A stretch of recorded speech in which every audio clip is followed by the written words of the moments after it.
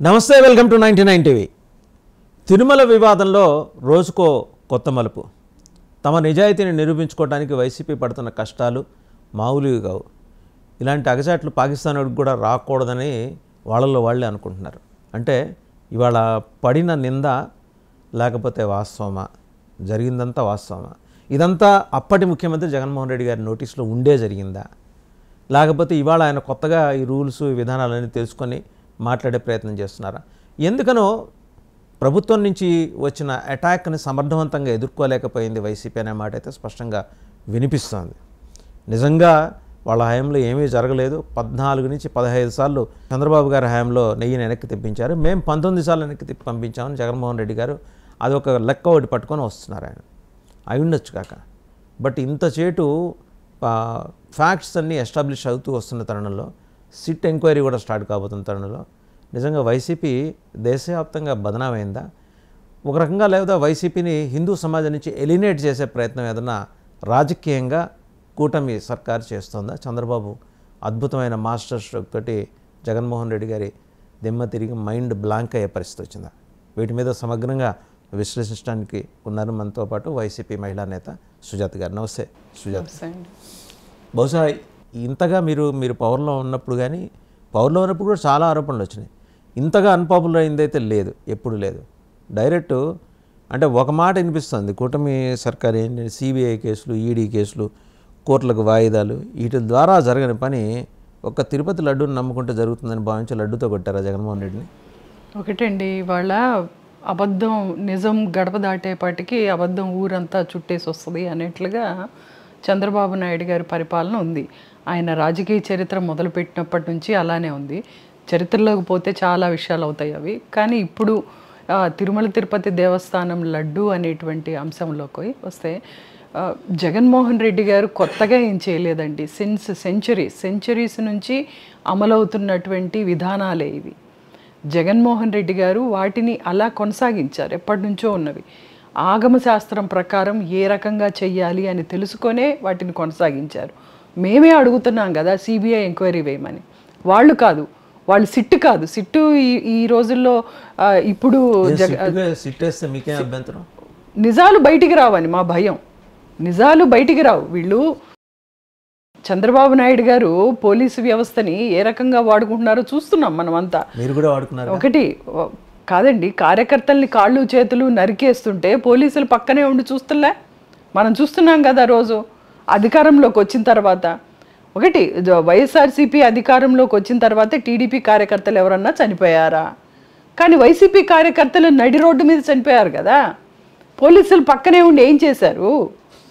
ఇలాంటి పోలీసు వ్యవస్థని మీరు సిట్టేస్తే అది సిట్ అంటే సిట్టు, స్టాండ్ అంటే స్టాండ్ లానే ఉంటుంది. కానీ నిజాలు బయటికి రావని మేము అంటున్నాం. అందుకే మేము ప్రధానమంత్రి గారికి కూడా లేఖ రాయడం జరిగింది. మీరు నిజాలు నెగ్గు తేల్చాలంటే ఖచ్చితంగా మీరు సిబిఐ ఎంక్వైరీ వేయండి. ఎవరైతే అపరాధులు ఉన్నారో వాళ్ళని శిక్షించండి. అది వైసీపీ వాళ్ళైనా పర్వాలేదు. కానీ ఇలా అబద్ధాలు, దేవదేవుడి మీద అబద్ధాలు ప్రచారం చేయడానికి అస్సలు వీళ్ళకి ఏమాత్రం నైతిక విలువలు లేవనేటువంటిది ఈరోజు అర్థమవుతుంది. తిరుమల తిరుపతి దేవస్థానాన్ని వీళ్ళు రాజకీయాల కోసం వాడుకుంటున్నారు. జగన్మోహన్ రెడ్డి గారు హయాంలో తిరుమల దేవస్థానానికి వేద పాఠశాల కట్టించారండి. అదేవిధంగా గోశాల పెట్టించారు. అదేవిధంగా చాలా రకాలైనటువంటి రీఫార్మ్స్ చేశారు. సో వీటన్ని చంద్రబాబు నాయుడు గారు చెప్పుకునేటివి ఏంటివి? 1000 కాళ్ల మండపాన్ని కూల్చేశారు. అదేవిధంగా చాలా రకాలైనటువంటి అసాంఘిక కార్యక్రమాలు అక్కడ జరిగిన టీడీపీ కార్యక్రమాలు అనేది మనం తెలుసు. దేవుడి గుడికి మనం వెళ్తామా? మన ఇంటి ముందు దేవుడి గుడి సెట్ వేయించుకుంటామా? దేవుడు దేవదేవుడు అని మీరే అన్నారు. మనకన్నా హై ఎస్టీమ్లో చూస్తాం. ఆయన ఆ ఎత్తులో ఉంటే నిజంగానే ఆ ఎత్తులో 7 కొండల మీద ఉన్నాడు ఆయన. ఆయన్ని మన ఇంటి వాకిట్లో తీసుకొచ్చి ఒక సెట్ వేసి అందులో నుంచోబెట్టి మనం ఆయనకన్నా ఎత్తుగా ఉండే ప్రయత్నం చేయడం కరెక్ట్ అని మీరు అనుకుంటున్నారా? వాసుదేవన్ గారు, ఈ పాయింట్ దగ్గర నేను ఒకటి చెప్తాను. ఒకటి, మనము ఒక ఇండివిజువల్గా మాట్లాడితే, మనం ఒక పూజ చేయాలనుకోండి, ఇంట్లో ఒక గోపురం కట్టుకుంటాం. ఒక సత్యనారాయణ స్వామి వ్రతానికో, లేకపోతే ఒక వినాయక చవితికో, లేకపోతే దుర్గామాత దసరా నవరాత్రులకో మనం ఒక గోపురాన్ని కట్టుకుంటాం. అలా అంటే కరెక్ట్గా భగవంతుడిని మన ఇంటి ముందు నిలబెట్టినట్టు కాదు కదా. జగన్మోహన్ రెడ్డి గారు ఏం చేశారు? సంక్రాంతికి సంక్రాంతికి కానీ లేకపోతే ఉగాదికి కానీ, ఉగాదికి అందరూ కూడా వేసుకుంటారు. చంద్రబాబు నాయుడు గారు వేసుకోరా? సంక్రాంతికి వచ్చేసి అందరు లోగిళ్ళల్లో అంటే ఏంటండి, ఇంట్లో వేసుకోవటం కాదా, లోగిళ్ళల్లో కార్యకర్తల సమక్షంలో పూజ చేసి అదే విధంగా ప్రసాదాలు పంచడానికి వేసుకున్నటువంటి సెట్టింగ్. మరి దుర్గామాత పూజలు చేసి నవరాత్రి ఉత్సవాలు చేసేటప్పుడు భగవంతుడిని మనం ఇంట్లో పెట్టుకుంటే అది అమ్మవారిని బయటికి తీసుకొచ్చినట్లు కాదు కదా. కానీ బ్రహ్మోత్సవాలకి జగన్మోహన్ రెడ్డి గారు వెళుతున్నారు కదండి, శాస్త్రం ప్రకారం వెళ్ళి ఆగమ శాస్త్రం ప్రకారం. ఎందుకు ఆ రోజు 4 ఏళ్ల పాటు 5 ఏళ్ల పాటు ఎందుకని? ఒకటి వాసుదేవన్ గారు, ఖచ్చితంగా మీరు ఏ మతంలో పుట్టాలి అని అనుకొని పుట్టరు, నేను ఏ మతంలో పుట్టాలి అనుకొని పుట్టం. మన తల్లిదండ్రులు ఏ మతాన్ని మనకి ఇస్తారో మనం దాన్ని పాటిస్తాం. ఏ కుటుంబమైనా అంతే, ఏ కుటుంబమైనా అంటే అన్ని మతాల ప్రజలకి చెందిన ముఖ్యమంత్రి. ఒకటి మీరేం క్రైస్తవ ముఖ్యమంత్రి కాదు. అవును కదా, అందుకే కదా జగన్మోహన్ రెడ్డి గారు ఖచ్చితంగా శాస్త్రాల ప్రకారం వెళ్ళి అక్కడ పట్టు వస్త్రాలు సమర్పించడం జరిగింది. అదేవిధంగా తిరుమల తిరుపతిలో ఎన్నో రకాలైనటువంటి రీఫార్మ్స్ చేయడం జరిగింది. ఒక ముఖ్యమంత్రి గారిగా చేశారు. ఆయన ఒక కుమారుడిగా, రాజశేఖర రెడ్డి గారు కుమారుడిగా చేయలేదు. అదేవిధంగా ఆ కుటుంబంలో ఏ మతాన్ని అయితే వాళ్ళు ఆచరిస్తున్నారో దాని ప్రకారం చేయలేదు కదా జగన్మోహన్ రెడ్డి గారు. ఒక ముఖ్యమంత్రి గారి స్థానంలోనే వెళ్ళారు ఆయన. ముఖ్యమంత్రి గారి స్థానంలో వెళ్ళినప్పుడు మీరు ఎందుకు ప్రశ్నిస్తున్నారు అక్కడ? అది ప్రశ్నించట్లేదే. ఆ ముఖ్యమంత్రి గారితో పాటు ముఖ్యమంత్రి గారి సతీమణి ఎందుకు వెళ్ళలేదని అడుగుతున్నాం. అది సంప్రదాయం. ఒకటండి, సంప్రదాయం తెలుసు, అది సంప్రదాయం. కరెక్టే అండి, సంప్రదాయం. ఇప్పుడు మీరు భార్య గారు లేకపోతే భార్య కండువా వేసుకొని, లేకపోతే భర్త కండువా వేసుకొని అది చేసేటువంటి వెసులుబాటు హిందూ మతంలో ఉంది కదా. అది ఉంది కదా అని 5 ఏళ్ళు వాడుకోవట్లేదండి. కానీ మతాన్ని గౌరవిస్తారు. కానీ వాళ్ళ కుటుంబ రీత్యా వాళ్ళ తల్లిదండ్రులు ఇచ్చిన మతాన్ని వాళ్ళు గౌరవిస్తారు. అది ఇండివిజువల్ గా ప్రతి వ్యక్తికి ఉండేటువంటి స్వేచ్ఛ, దాన్ని మనం కాదనలేం.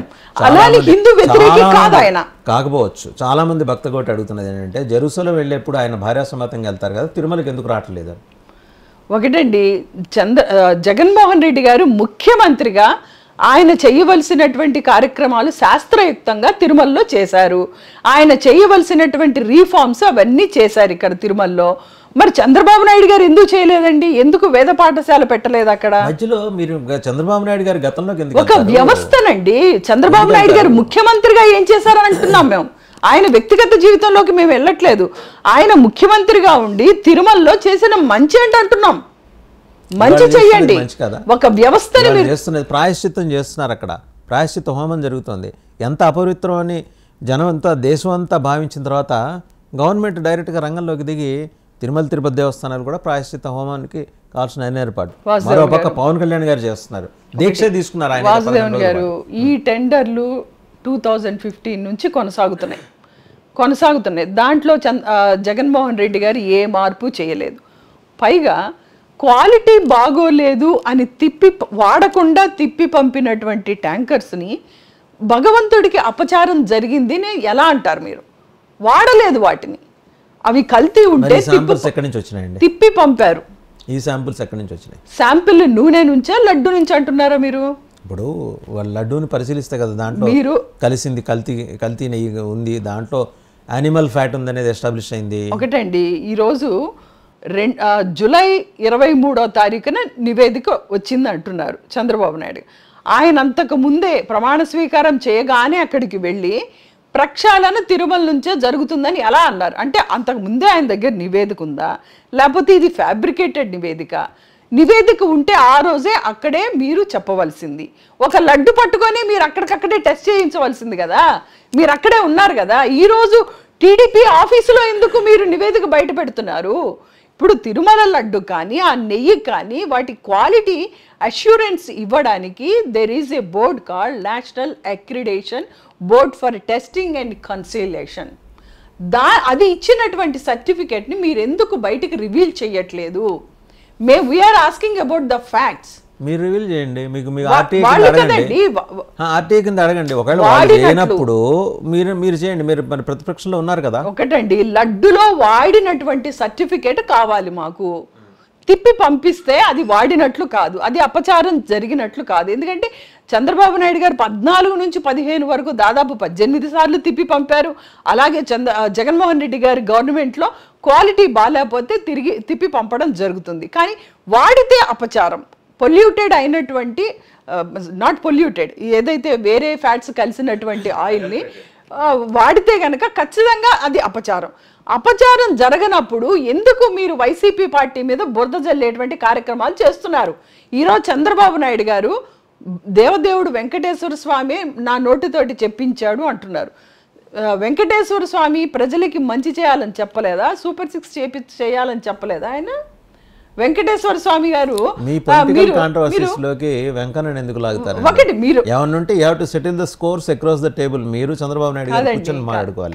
దేవుడిని ఎందుకు లాగుతున్నారు మీరు? కరెక్టే. మీరు ప్రజలకి మంచి చేయలేనప్పుడు మీరు ఇవన్నీ తీసుకొచ్చి డైవర్సిడ్ పాలిటిక్స్ ఈ కూటమి ప్రభుత్వం చేస్తుంది. అటు పవన్ కళ్యాణ్ గారు కానీ అదేవిధంగా మన చంద్రబాబు నాయుడు గారు కానీ చేస్తున్నారు. మేము అడిగేది ఇది ఏంటంటే మీరు ఫ్యాక్ట్స్ చూపించండి, సిబిఐ ఎంక్వైరీ వెయ్యండి, ఎవరైతే అపరాధులు ఉన్నారో వాళ్ళని శిక్షించండి. మేము అది వైసీపీ వాళ్ళనైనా కానీ మీరైతే మీరు కూడా శిక్ష అనుభవించండి.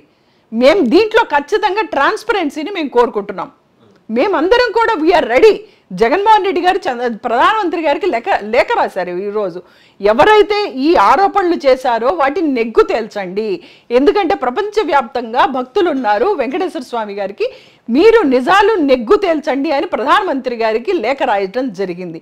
ఈరోజు విశ్వ హిందూ పరిషత్ ఉంది, అదేవిధంగా మన ఆర్ఎస్ఎస్ ఉంది. ఇవన్నీ కూడా ఎందుకు బయటకు వచ్చి చంద్రబాబు నాయుడు గారిని అడగట్లేదండి? ఎందుకు సిబిఐ ఎంక్వైరీ వాళ్ళు డిమాండ్ చేయట్లేదు? మేము సర్టిఫికేట్ అడుగుతున్నాం, NABL సర్టిఫికేట్ మేము ఈ రోజు అడుగుతున్నాం. దాన్ని రివీల్ చెయ్యండి. ఆదరాబాదరాగా మీరు అపాండాలు ఎట్లేస్తారండి? విహెచ్పి ఒక మాట అయితే అంది, చంద్రబాబు గారు ఈ వివాదాన్ని మీరు పొలిటికల్ మైలేజ్ కోసం ఉపయోగించుకోకుండా నిజాయితీగా భక్తుల కోసం అయితే మీరు దీన్ని వివాదం చేసే పని చేయమాకండి, మీరు రాజకీయాల కోసం ఏదో చేసే ప్రయత్నం అయితే మానుకోండి అని విహెచ్పి చెప్పింది. విహెచ్పి ట్రాన్స్పరెంట్గానే ఉంది. RSS will take a call very short. ఎందుకంటే అసలు ఏం జరిగింది, ఎక్కడో నాగ్పూర్ హెడ్ క్వార్టర్స్లో కూర్చొని ఇక్కడ ఏం జరిగింది, ఇందులో ఏమన్నా రాజకీయ క్రీడ ఉందా? ఇంకోటి బీజేపీని స్కోర్ ఓవర్ చేయడం కోసం చంద్రబాబు గారు ఏమైనా చేస్తున్నారు, ఇలాంటి ఆలోచనలు వాళ్ళకు ఉన్నాయి.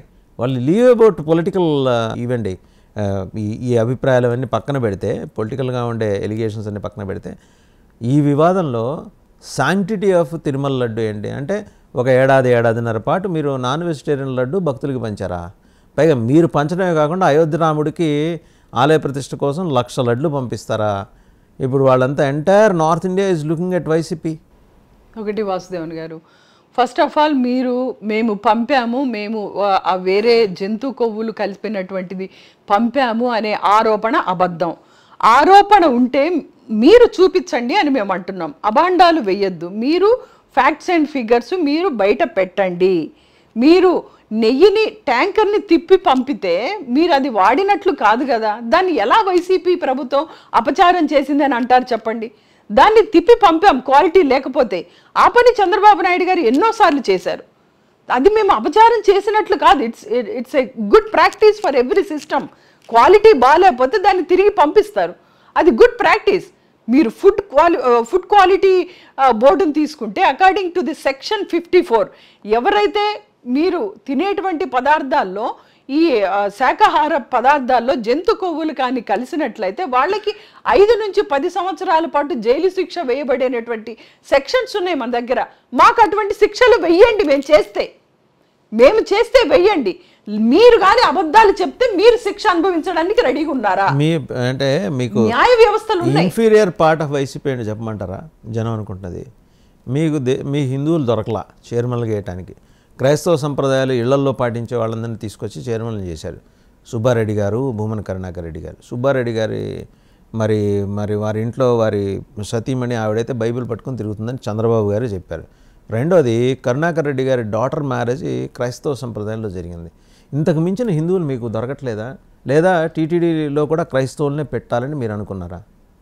సుబ్బారెడ్డి గారు హిందూ మతాన్ని ఏ విధంగా ఆరాధిస్తారో, ఏ విధంగా ఆయన గడిచినటువంటి సంవత్సరాల్లో ఆయన ఎన్నిసార్లు అయ్యప్ప మాల వేసుకున్నారు అనేది జగన్మోహన్ రెడ్డి గారు సభాముఖంగా చెప్పారు. సో దేవదేవుడి సేవలో ఆయన ఉండాలనుకున్నారు, హిందూ మతాన్ని గౌరవిస్తారు కాబట్టే ఆయన ఆ స్థానంలో పెట్టడం జరిగింది. భూమన కరుణాకర్ రెడ్డి గారు ఇది మొదటిసారి కాదు ఆయన తిరుమల తిరుపతి దేవస్థానం చైర్మన్గా పనిచేయటం. రాజశేఖర రెడ్డి గారు ఉన్నప్పుడు కూడా చేశారు. ఆయన ప్రవేశపెట్టినటువంటి అన్నదానంలో ప్రవేశపెట్టినటువంటి చాలా రకమైనటువంటి క్వాలిటీ అష్యూరెన్స్ ఇప్పటికి కూడా ఆన్ ద రికార్డ్ ఉన్నాయి. కరుణాకర్ రెడ్డి గారు ఆయన కూతురికి ఏ రకంగా చేశారో దాని మీద నాకు అవగాహన లేదు. ఎందుకంటే మరి అమ్మాయి ప్రేమ వివాహమో లేకపోతే అరేంజ్డ్ మ్యారేజో ఆ వివరాల్లోకి వెళ్ళట్లేదు. కానీ యాజ్ ఎ చైర్మన్గా ఆయన చాలా ఎఫెక్టివ్గా చేశాడు. ఉమ్మడి ఆంధ్రప్రదేశ్లోనే చేశారు. సో ఆయన మొన్న మన సుబ్బారెడ్డి గారు దిగిపోయిన తర్వాత దాదాపు ఒక 4 నెలల కాలం చైర్మన్గా చేశారు. 4 నెలల కాలంలో ఆయన పాదాల ద్వారా నడిచేటువంటి మెట్ల దగ్గర ఎన్నో రిఫార్మ్స్ చేశారు. అదేవిధంగా పైన భోజనానికి సంబంధించినటువంటి క్వాలిటీ అష్యూరెన్స్ని పెంచారు. సో వీటన్నిటిని కూడా మనం చూసాం. ఏ విధంగా చైర్మన్ ఎఫెక్టివ్గా హ్యాండిల్ చేయగలుగుతున్నాడు అనేది మాత్రమే చూస్తున్నాం. అన్నప్రసాదంలో నాణ్యత లోపించడాన్ని తెలుగుదేశం కాదు ఇవాళ హైలైట్ చేసింది, సామాన్య భక్తులు. రెండోది, మీ హయాంలో ఏం జరిగింది? భక్తులు ఎవరైనా వెళ్ళి వాళ్ళ ప్రొటెస్ట్ చెప్తే వాళ్ళని అరెస్ట్ చేసి కేసులు పెట్టడం. మీరు పోలీసింగ్ చేశారా, లేకపోతే ఒక స్పిరిచువల్ ఇండిపెండెంట్ ఎంటిటీకి ధర్మాధికారిగా వ్యవహరించారా ధర్మారెడ్డి గారు? వాసుదేవన్ గారు, జగన్మోహన్ రెడ్డి గారు వచ్చిన తర్వాత తిరుమల తిరుపతి దేవస్థానంలో ఎన్ని రకాలైనటువంటి అద్భుతమైన కార్యక్రమాలు జరిగినాయో చూశారు మీరు. చూసిన తర్వాత ఈరోజు ఎదుర్కోలేక జగన్మోహన్ రెడ్డి గారిని హిందూ వ్యతిరేకగా ముద్ర వేయాలనేటువంటి ప్రయత్నం ఈ కూటమి ప్రభుత్వం చేస్తుంది. వ్యవహారం కూడా అలాగే ఉంది కదా. ఎలా ఉంటుందండి? ఎలా ఉంటుంది? జగన్మోహన్ రెడ్డి గారు అధికారంలో నా మైనారిటీ అని మీరు మీదేసుకొని తిరిగినందుకు గాను, ఓహో ఈయన మైనారిటీ పక్షపాతేమో, మెజారిటీ వాళ్ళ వ్యవహారాలు ఈయనకు పట్టవేమో, హిందువుల వ్యవహారాలు అని అనుకులేగా వ్యవహరించింది మీరు. మీ అంతటా మీరు ఎక్స్పోజ్ అయిన తర్వాత చంద్రబాబు ఏంటి, పవన్ కళ్యాణ్ అంటే ఎవరైనా ఎక్స్పోజ్ చేస్తారు మిమ్మల్ని. మిగ్గా మీరు ఎక్స్పోజ్ అయిన తర్వాత దళితులకి సంబంధించి దళితులు అనే మాట వాడలేదు, మైనారిటీలు. Sorry for that. మైనారిటీలు, హిందువులు ఎంతైనా మెజారిటీ పీపుల్ ఉన్నారు మన సొసైటీలో. మైనారిటీలకి జగన్మోహన్ రెడ్డి గారు గుర్తింపునివ్వడం కూడా తప్పని అంటారు మీరు? చెప్పండి. అలా అని మెజారిటీ పీపుల్ డౌన్ గ్రేడ్ చేయట్లేదు కదా. మెజారిటీ హిందువుల్ని ఎక్కడా డౌన్ గ్రేడ్ చేయట్లేదు. పొద్దున్న లేస్తే మీరు మీదేసుకుని తిరిగింది అదే కాదండి. దేవాలయాలకి కైకర్యాలకి సంబంధించినటువంటి నిధులని పెంచింది జగన్మోహన్ రెడ్డి గారు. అక్కడ 300 గుళ్ళని విజయవాడలో అమరావతి ఏరియాలో కూల్చింది చంద్రబాబు నాయుడు గారు. 1000 కాళ్ల మండపాన్ని తిరుమలలో కూల్చింది చంద్రబాబు నాయుడు గారు. అదేవిధంగా ఇక్కడ జగన్మోహన్ రెడ్డి గారు పాఠశాలలు పెట్టి శాస్త్రాన్ని వాటన్నిటిని కూడా అభివృద్ధి చేసింది జగన్మోహన్ రెడ్డి గారు. ఈరోజు అధికారంలోకి దిగిపోగానే అభాండాలు వేయటానికి ఏదైతే జగన్మోహన్ రెడ్డి గారిని ఎదుర్కోలేక హిందువులకు దూరం చేసేటువంటి కార్యక్రమం తప్పితే మీరు అధికారంలో ఉన్నప్పుడు ఎందుకు అడగలేదు? అధికారంలో ఉన్నప్పుడు ఎవరు కూడా మాట్లాడినటువంటి పరిస్థితి లేదే. ఈరోజు మాట్లాడనిచ్చారా మీరు? ఏమండి, చంద్రబాబు నాయుడు గారికి ఒక యాంటీనా పక్కకి తొలగితే దాన్ని సిలువ అని చెప్పి ప్రచారం చేసింది మీరు. ఎస్వీబీసీ ఛానల్ ఇంట్రడ్యూస్ చేసింది ఎవరండి? జగన్మోహన్ రెడ్డి గారు కాదా? ఇంత ఎల్లో మీడియాని చేతిలో పట్టుకున్నటువంటి చంద్రబాబు నాయుడు గారు ఒక ఎస్వీబీసీ ఛానల్ పెట్టడం చేతకాకపోయిందా? చెప్పండి. తెలుగుదేశం హయాంలోనే అవునండి. ఎస్వీబీసీని బాగా ఎక్స్టెండ్ చేసింది ఎవరండి? జగన్మోహన్ రెడ్డి గారు కాదా? చెప్పండి. ఉండొచ్చు కానీ ఎస్వీబీసీ అంకురార్పణ జరిగింది తెలుగుదేశం హయాంలోనే. సరే, ఎవరినైనా సరే చేస్తూ ఉంటారు. ఇంకోటి, శ్రీవాణి టికెట్ల వ్యవహారంలో మరి కుంభకోణం జరిగింది, దాన్ని కూడా మేము బయటకు తీస్తాం అన్నారు. మీకు తెలిసిందే చెవిరెడ్డి భాస్కర్ రెడ్డి గారి రోల్ ఎక్కువ ఉండింది అందులో. ఆయన ఏంటి, టీటీడీ పేరుతో చెక్కులు రాయించుకొని ఆయనకు దేవస్థానం ఉందిట, తూముకుంట తిరుపతి దేవస్థానం, అది కూడా టీటీడీయే. అక్కడికి ఆ చెక్కులు మళ్లించారు. ఇప్పుడు ఇవన్నీ ఐజీ విచారణలో నిగ్గు తేలుతాయనే భయానికే మీరు సిబిఐ విచారణ అడుగుతున్నారు. పవన్ కళ్యాణ్ గారు నాకు తెలిసి డిప్యూటీ సీఎం గారు ఇంకా అడుక్కునే స్థాయిలోనే ఉన్నారు. అధికారం అంటే అడుక్కునే స్థాయి కాదు, అధికారం అంటే నెగ్గు తేల్చేటువంటి స్థాయి. మరి ఆయనకి ఇంతవరకు ఆ జ్ఞానం ఎందుకు రాలేదో ఆ భగవంతుడే చూడాలి. పాపాన్ని ఆయన చేసినటువంటి పాపాన్ని న్యాయ వ్యవస్థల ద్వారా నెగ్గు తేల్చాల్సినటువంటి మనిషి దీక్ష చేస్తానని అడుక్కుంటున్నాడు. ఎవరిని అడుగుతున్నావు దీక్ష చేసి? నువ్వు అధికారంలో ఉన్నావు, నువ్వు ప్రతిపక్షంలో లేవు, వ్యవస్థ అంతా నీ చేతిలో ఉంది. నువ్వు అధికారికంగా నువ్వు నెగ్గు తేల్చు. మేము అడిగేది అది. దీక్షల ద్వారా అడుక్కో మాకు. ఎలాగూ అధికారం కోసం అడుక్కున్నావు, నా పార్టీ ప్రజల్లోకి వెళ్తే నాకు కార్యకర్తలు లేరని అడుక్కున్నావు, నాకు 10 మంది రారని అడుక్కున్నావు. అల్మైటీ ముందు వెళ్ళి ఎమ్మెల్యే ఒక్క నిమిషం అండి, అల్మైటీ ముందు మీరన్న దేవాది దేవుడి ముందర వెళ్ళి ఇలా 2 చేతులు ఇలా జోడించి లేదా వేడుకొని ప్రాయశ్చిత్తం చేసుకుంటున్నాను స్వామి అని అనటం అడుక్కోవటం కిందకు వస్తుందా మీ భాషలో? అంటే ఇప్పుడు న్యాయ వ్యవస్థలు ఉన్నాయి కదండి. భగవంతుడు చాలా మహిమ కలిగినటువంటి వ్యక్తి. భగవంతుడు ఇలా చేతులు చాచగానే రాడు కదా, చేయవలసింది మనమే. న్యాయాల్ని నిజాన్ని నెగ్గు తేల్చవలసింది మానవ ప్రయత్నమే కదా. ఆ మానవ ప్రయత్నం ఏది? మానవ ప్రయత్నం ఏది? ఐజీ స్థాయి ఆధ్వర్యంలో ఎందుకండి కోర్టుల ద్వారా మీరు సిబిఐ విచారణ ఎందుకు ఆదేశించారు? ఎందుకు ఇవ్వరు? ఇప్పుడు గ్రావిటీ పెరిగే మానవ ప్రయత్నం మీరు చేయండి అంటున్నాం. శిక్షలు ఎందుకండి? దీంట్లో ఇక్కడతో లడ్డూతో టాపట్లా మీరు గమనించండి. ఆయన ఏమన్నారు? ముఖ్యమంత్రి గారు ప్రమాణ స్వీకారం చేసిన తొలి రోజున ప్రక్షాళన తిరుమల నుంచే మొదలవుతుంది అని, లడ్డూతో ఆగట్లా మొత్తం జరిగిన కుంభకోణాలు, మీరు ఇచ్చిన కాంట్రాక్ట్లు, మీరు ఎస్కలేట్ చేసిన వర్క్స్ వాల్యూస్, వీటన్నిటి మీద సమగ్రంగా దర్యాప్తు జరుగుతుంది. ఎంత అరాచకం జరిగింది కొండ మీద. అండ్ ఇంకొకటి, కొండ నుంచి కిందకి కొన్ని వెహికల్స్ వెళ్ళేప్పుడు మీరు ఆఫ్ చేసిన సీసీటీవీలు, ఈ మొత్తం అన్నీ వస్తాయి, అన్నీ ఒకే లాట్లో వచ్చేస్తాయి. 18 ఏళ్ళ సినిమా ఉంటుంది. వాసుదేవన్ గారు, రాజకీయంగా చంద్రబాబు నాయుడు గారు జగన్మోహన్ రెడ్డి గారిని ఎదుర్కోలేకపోతున్నారు. ఎదుర్కోలేక ఎన్నికలకు ముందు ఎలాగైతే ల్యాండ్ టైటిలింగ్ యాక్ట్ అని ఒక అబద్ధం చెప్పి అబద్ధాన్ని సృష్టించి ఇంకేమున్నాయా రైతుల భూములు అందరు లాగేసుకుంటున్నారు, అయిపోయింది ఇంకేముంది, మిమ్మల్ని అందరినీ భూములు లాగేసుకుంటారు జగన్మోహన్ రెడ్డి గారు అని ప్రచారం చేసి ప్రజల్ని భయభ్రాంతులకి గురి చేసి ఓట్లు వేయించుకున్నారు. ఓట్లు వేయించుకొని అధికారంలోకి వచ్చాక ఏం చేశారండి? ల్యాండ్ టైటిలింగ్ యాక్ట్ క్యాన్సిల్ చేసి భూ సంస్కరణ చట్టం తీసుకొచ్చారు. సేమ్ అదే, చేసే పని అదే, పేరు మార్చారు. మీరు చేసింది అదే, ఇప్పుడు చేసేది కూడా అదే. మీరు జగన్మోహన్ రెడ్డి గారు ఏదో అపచారం చేసేశారు, ఏమేమో చేసేశారు అని చెప్పి జేఈఓ స్థాయి హోదా ఉన్న ధర్మారెడ్డి గారు వెంకటేశ్వర స్వామికి మించి తనకు అధికారాలు ఉన్నట్టు ప్రవర్తించిన వ్యవహారం మీ నోటీసులోకి ఎప్పుడు రాలేదా? బ్రహ్మాండంగా ఉద్యోగం చేస్తున్న అనిల్ కుమార్ సింఘాల్ అనే ఆయన ఐఏఎస్ ఆఫీసర్, చక్కగా నార్త్ ఇండియా నుంచి వచ్చిన ఆయన చక్కగా హిందూ సంప్రదాయంలో ఆయన ఈవోగా బ్రహ్మాండంగా ఉద్యోగం చేస్తారు. ఆయన పంపించేశారు. పంపించి మొత్తం మీరు ఒకే సామాజిక వర్గానికి చెందిన వాళ్ళతో నింపేయడం కూడా రాంగ్ సిగ్నల్ కదా. ఒక్కసారి ఆలోచించండి. స్పెక్ట్రంలో హిందువుల్లో అన్ని కులాల వాళ్ళు ఉన్నారు. పోనీ మీరు అనుకున్న నా ఎస్సీ నా ఎస్టీ వాళ్ళలో నా బీసీలోంచి ఎందుకు పెట్టలా? లేరా ఆ స్థాయి అధికారులు లేరా? ఈరోజు ఎస్సీలో లేరా? వీళ్ళు వేసేటువంటి ఎలిగేషన్స్లో చంద్రబాబు నాయుడు గారు వేసే ఎలిగేషన్స్ డిఫరెంట్. శ్యామల్ రావు గారు ఈవో అయినటువంటి ఎక్స్ అఫీషియల్ అయినటువంటి ఐఏఎస్ గారు ఆయన చేసేటువంటి అబండాలు చాలా వెరైటీగా ఉన్నాయి. ఆయన ఏమంటారు, ఎక్కడా అపచారం జరగలేదు, ఈ క్వాలిటీ అష్యూరెన్స్ అనేది ఎవ్రీ 6 months జరిగేటువంటి ప్రొసీజరే, దీన్ని మేము వెనక్కి తిప్పి పంపాము, వాటికి సంబంధించినటువంటి టెండర్స్ని క్యాన్సిల్ చేశాము అని చెప్పారు. సో అక్కడ అపచారం జరిగినట్టు ఎలా అవుతుంది? శ్యామలరావు గారు అదే చెప్పారు. అలాగే నిన్న లోకేష్ గారు ఏం మాట్లాడారు, ఇది స్టాట్యూటరీ, ఇది అటానమస్ బాడీ, సో దీంట్లో ఎవరైతే పాలకులు ఉన్నారో వాళ్ళకి సంబంధించినటువంటి వ్యవహారాలు ఏమీ ఇక్కడ ఉండవు, ఆ కమిటీ టీటీడీ కమిటీ ఏదైతే ఉందో అది మాత్రమే మొత్తం చూసుకుంటుంది అని ఆయన మాట్లాడారు. ముగ్గురు 3 వర్షన్స్గా మాట్లాడుతుంటే ఏది నిజమని ప్రజలు నమ్మాలి?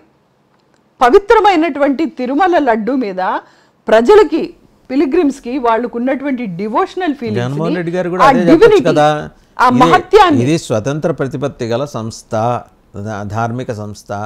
ఆ వ్యవహారంలో మేము అప్పుడు జోక్యం చేసుకోలేదు, ఇప్పుడు జోక్యం చేసుకోము. అక్కడ తీసుకున్న నిర్ణయాలని ప్రభుత్వానికి ఎలా ఆపాదిస్తారని అడగాలన్న ఇంగితం కూడా జగన్మోహన్ రెడ్డి గారు ఎందుకు? మేము అదే కదండి అడిగింది. మొన్న ప్రెస్ మీట్ పెట్టారు జగన్మోహన్ రెడ్డి గారు. ఆయన మొదటి రోజు ఎందుకంత ఆదరాబాదరాగా ఆదుర్దాగా మాట్లాడాల్సి వచ్చింది? జగన్మోహన్ రెడ్డి గారు మొన్న డ్యామేజ్ చాలా తీవ్ర స్థాయిలో మీకు డ్యామేజ్ జరిగింది. ఒకటండి, జనం మీరు అవునన్నా కాదన్నా మీరు యాంటీ హిందూ పార్టీ అనే విషయాన్ని చాలా బలంగా తెలుగుదేశం ఎస్టాబ్లిష్ చేయగలిగింది. సో రేపొద్దున మీరు అది కడుక్కోవడానికి మీకు 5-6 ఏళ్ళు పడుతుంది. మీరు చెప్పిన నంబరు, మీ పరిస్థితి ఏంటంటే తాటి చెట్టు కింద నుంచొని మీరు మంచినీళ్ళు తాగే ప్రయత్నం చేస్తున్నారు.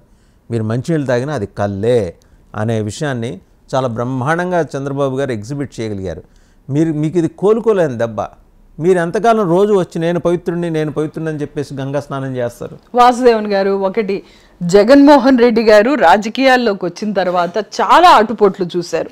ఎప్పుడు కోలుకోలేని దెబ్బలు చంద్రబాబు నాయుడు గారు ఏది రాజకీయాల్లోకి రాకముందే, ఆయన పార్టీ పెట్టకముందే, కాంగ్రెస్ పార్టీలో ఉన్నప్పటి నుండే ఆయన సంబంధించినటువంటి కేసుల్లో చంద్రబాబు నాయుడు గారు ఇంప్లీడ్ అయ్యి ఎర్రం నాయుడు తోటి కేసులు వేసి ఎన్ని రకాల కష్టాలు జగన్మోహన్ రెడ్డి గారిని పెట్టారో, అయినా కానీ పడి లేచిన కెరటంలాగా జగన్మోహన్ రెడ్డి గారు లేచారు.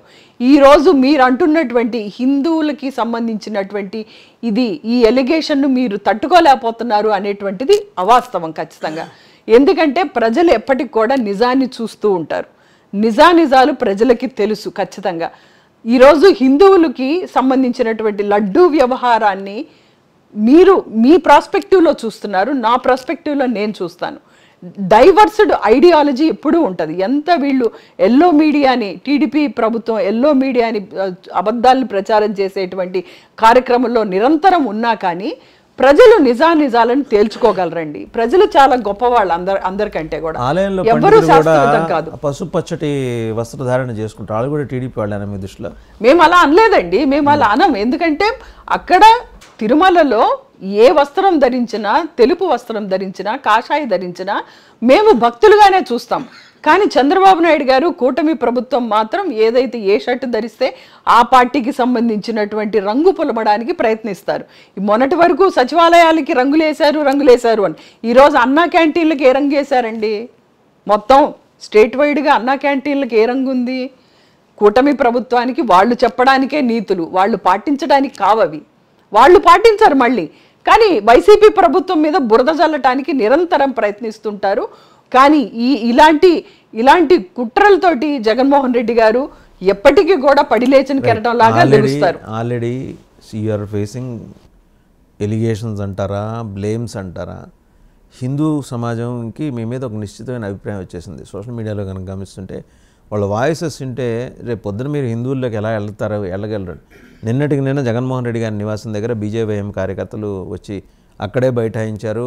సరే, లోపలికి చొచ్చుకెళ్ళే ప్రయత్నం చేస్తే పోలీసులు అరెస్ట్ చేసి తీసుకెళ్లారు. సింధూరంతో కడిగారు, చెప్పులు ఇసిరారు. ఏమనిపించట్లా మీకు? హిందూ సమాజానికి మేము క్షమాపణ చెబుతాం, మా వైపు నుంచి ఏదన్నా అపచారం ఉంటే అనే మాట మీ నోటి నుంచి ఎందుకు రావట్లేదు? జగన్మోహన్ రెడ్డి గారు పాదయాత్ర చేస్తే కాలినడకన వెళ్ళి వెంకటేశ్వర స్వామిని దర్శించుకున్నారు. అక్కడే నిద్రించారు ఆ రాత్రి. ఎవరు నమ్మినా నమ్మకపోయినా భగవంతుడి మీద ప్రేమ ఒకళ్ళకి చెప్పుకోవాల్సిన అవసరం లేదు. మనం చేసే పనులలో చూపిస్తే చాలు. అది జగన్మోహన్ రెడ్డి గారు చాలా నిక్కచ్చిగా ఫాలో అవుతున్నారు. అదేవిధంగా ఒక పరిపాలన చేసినటువంటి ముఖ్యమంత్రి చేసినటువంటి మంచి పదే చెప్పుకోనవసరం లేదు. ఈరోజు ఉద్దానంలో 800 కోట్లు పెట్టి అక్కడ అన్నీ చేశారు, హాస్పిటల్స్ కట్టించారు. అది ఎప్పుడూ జగన్మోహన్ రెడ్డి గారు పదే చెప్పుకోలేదు. చంద్రబాబు నాయుడు గారు ఏమీ చెయ్యకపోయినా సైబర్ టవర్ నేనే కట్టానని చెప్పుకుంటారు ఆయన పదే. కానీ జగన్మోహన్ రెడ్డి గారు అలా ప్రచారం కోసం కాదు, మనం చేసిన మంచి ప్రజలు గుర్తించాలి, మనం పదే చెప్పుకోని అవసరం లేదు అనేటువంటి మనస్తత్వంతో ఉన్నటువంటి ముఖ్యమంత్రి కదా. దేశవ్యాప్తంగా మీరు బదనామయ్యారు. అవి అబద్ధాలండి. నార్త్ ఇండియాలో వాసుదేవన్ గారు తగలబెడుతున్నారు, శవయాత్రలు చేస్తున్నారు. అసలు తిరుమల వివాదం మీద ఏంటంటే అక్కడ నార్త్ ఇండియన్ హిందూ సమాజం అంతా సంఘటితం అయిపోయింది. బౌద్ధ పార్టీ చివరికి రాహుల్ గాంధీ గారు కూడా మాట్లాడారు, వాసుదేవన్ గారు ఆయన కూడా మాట్లాడారు. మేము అదే కదా అడుగుతున్నాం,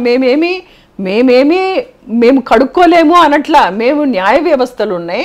సుబ్బారెడ్డి గారు దాని మీద హైకోర్టుకు వెళ్ళారు, న్యాయ వ్యవస్థల ద్వారా మేము తేల్చుకుంటాం అంటున్నాం. టీటీడీలో ఈ రోజుకి కూడా ఈఓ జేఈఓ మారారు, కానీ మిగిలిన అన్ని కీలకమైన స్థానాల్లో సూపర్వైజర్ క్యాడర్ నుంచి క్లరికల్ క్యాడర్ వరకు అన్ని కీలకమైన స్థానాల్లో వైసీపీ వాళ్ళే ఉండటం వల్ల ఏమీ ముందుకు వెళ్ళలేకపోతున్నామనే మాట ఈఓ అండ్ జేఓ ఆఫ్రికాడ్ అంటున్నారట. అంతలా మీరు పాతుకుపోవటానికి గల కారణం ఏంటి? అంటే తిరుమలని క్రైస్తవీకరించే ప్రయత్నం ఏమన్నా చేస్తున్నారా మీరు? ఈరోజు తిరుమల తిరుపతి దేవస్థానానికి చైర్మన్గా ఎందుకు నియమించలేదండి చంద్రబాబు నాయుడు గారు? వేస్తారు ఆయన. 100 రోజులు అన్ని పనులు వెంబడే చేశారా? ఆయన కూడా నిదానంగా చేస్తాడు. ఎప్పుడండి 100 రోజుల పండగ? ఇప్పుడు మీరు ఇంత ఎలిగేషన్స్ వస్తున్నప్పుడు మీరు ముందు చైర్మన్ ఎందుకు మీరు నియమించలేదు? మీరు పరిపాలన మీకు చేత కాదు, మీరు వేయలేదు ఇంతవరకు. 100 రోజులు పండగలు చేసుకుంటున్నారు, దేవదేవుడి మీద అభాండాలు వేస్తున్నారు. మరి మీ మనిషిని ఎందుకు పెట్టలేదు చైర్మన్గా? మీరు వ్యవస్థను మీరు ప్రక్షాళించాలంటే ముందు మీరు మీ మనిషిని పెట్టండి. అధికారం ఇచ్చారు కదా. కరుణాకర్ రెడ్డి గారు రిజల్ట్ వచ్చిన రోజే రిజైన్ చేశారు, అవునా? మరి ఆ రోజు నుంచి మరి ఈ రోజు వరకు ఆ దర్శనాలన్నీ ఎవరు చూస్తున్నారు? ఒక ఈవో ఉంటే సరిపోయిందా? ఆ బోర్డుకి ఒక చైర్మన్ ఉండద్దా? చైర్మన్ని నియమించాలి కదా ఆయన. అది అటానమస్ బాడీ అని మేమే అంటున్నాం కదా, అందరూ అంటున్నారు కదా, మేము అనటం కాదు, ఇట్స్ అటానమస్ బాడీ. అలాంటప్పుడు మీరు ముందు చైర్మన్ ఎందుకు నియమించలేదు? ముందు నియమించి ఆ తర్వాత దాంట్లో ఏమున్నాయో బయటికి తీసురండి. వ్యవస్థని తప్పులు జరిగితే ప్రక్షాళన చెయ్యండి. మీకు అధికారం ఇచ్చింది అందుకే. దాన్ని చేయకుండా నిరంతరం అభాండాలు వేసేటువంటి ప్రయత్నం ఎందుకు చేస్తారు? ఎందుకు చేయలేదు? మీరు ఇంతవరకు చైర్మన్ ఎందుకు అపాయింట్ చేయలేదు? సరే, ఇవన్నీ పక్కన పెట్టండి. ఫైనల్గా ఒక మాట, హిందూ సమాజానికి మీరు క్షమాపణ చెబుతారా లేదా? హిందూ సమాజానికి క్షమాపణ ఎందుకు చెప్పాలండి? ముందు మేము అపచారం చేశాము అని నెగ్గు తేల్చితే ఖచ్చితంగా చెప్తాం. మేము చెయ్యలేదు అంటే కూటమి ప్రభుత్వం క్షమాపణ చెప్తుందా? కూటమి ప్రభుత్వం మనోభావాలు దెబ్బతీసినందుకు, భక్తుల మనోభావాలు ప్రపంచవ్యాప్తంగా దెబ్బతీసినందుకు ఎలాంటి పరిహారాన్ని వీళ్ళు చేస్తారు? అది మేము అడుగుతున్నాం ఈరోజు. ఆల్రెడీ మీరు చేసిన దానికే వాళ్ళు ప్రాయశ్చిత్తం చేస్తుంటే వాళ్ళు చేసిన దానికి మేము ప్రాయశ్చిత్తం చేస్తున్నామండి. కోర్టుల ద్వారా, న్యాయ వ్యవస్థల ద్వారా చేస్తున్నాం. ఇప్పటికీ కూడా మీ నోటి నుంచి మాట రాట్లా. వెంకన్న పాదాల దగ్గరికి వెళ్ళి మేము ప్రాయశ్చిత్తం చేసుకుంటామండి అనే మాట మీరు దగ్గర నుంచి రావట్లేదు. వాసుదేవన్ గారు, జగన్మోహన్ రెడ్డి గారు జరిగిందని ప్రపంచం మొత్తం భావిస్తోంది, పోనీ మీ మాటల్లోనే భావిస్తోంది అని అనుకున్నప్పుడు మాకే దేవుడే కదండి. దేవుడి దగ్గరికి వెళ్ళి ఆయన పాదాలు మేము కడుగుతాం, లేదా మెట్లు అదే అక్కడ కనీసం పైన కొండ మీదన్నా వెళ్ళి ఎక్కడన్నా ప్రాయశ్చిత్తం చేసుకుంటాం అనే మాట ఎందుకు రావట్లా మీకు? అసలు మీ మనసుల్లోనే మీకు హిందూయిజం పట్ల, హిందూ ధార్మిక వ్యవస్థ పట్ల ఎటువంటి ఫీల్, ఆ అనుభూతి లేని కారణంగా మీరు అనలేకపోతున్నారు. అంటే మీరు అంటే ఇన్ ది సెన్స్ పార్టీ అని. నేను పూర్తిగా ఖండిస్తున్నాను మీ వ్యాఖ్యలు. ముందు మేము ఒక అబద్ధాన్ని మా మీద రుద్దుతున్నందుకు కానుగా మేము దాన్ని నిరూపించుకోవాల్సినటువంటి అవసరం ఉంది. భక్తుల మనోభావాలు దెబ్బతినకుండా మేము మా పరిపాలనలో ఏ తప్పు జరగలేదు అనేటువంటిది ముందు మేము నిరూపించుకోవాలి. నిరూపించుకున్న తర్వాత చంద్రబాబు నాయుడు గారు అబద్ధాలు చెప్పారు అనుకుంటే ఆయన చేస్తారా? మరి ఆయనకి ఎలాంటి శిక్షలు అనుభవించాలి ఆయన? రైట్, మీ ప్రశ్న టీడీపీ వాళ్ళకి కూడా చేస్తాను. Thank you very much Sujatha గారు.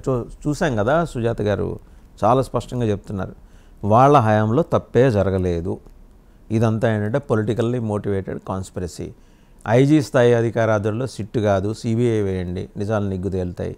సుబ్బారెడ్డి గారి భార్య క్రైస్తవ మతానికి సంబంధించిన బైబిల్ని చేతిలో పట్టుకున్నారో, కరుణాకర్ రెడ్డి గారి డాటర్ మ్యారేజ్ క్రైస్తవ బదిలో జరిగిందనే విషయాల మీద ఆమె మాట్లాడదలుచుకోలేదు.